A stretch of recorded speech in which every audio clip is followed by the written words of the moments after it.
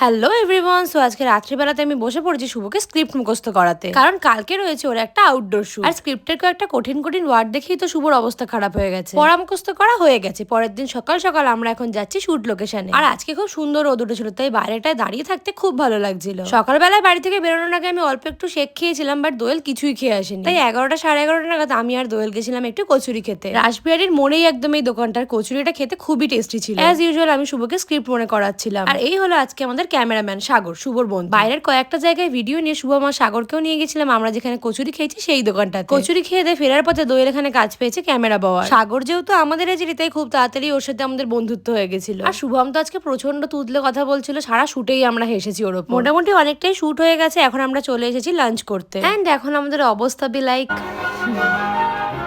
যাই হোক, আমি এখানে শুভর জুতোর সাথে আমার জুতো মাপছিলাম, আর শুভ নিজের জুতোর সাথে দোয়েলের মুখের সাইজ মাপছিল। ফাইনালি শুট শেষ, এবার আমরা যাচ্ছি ঘুরতে।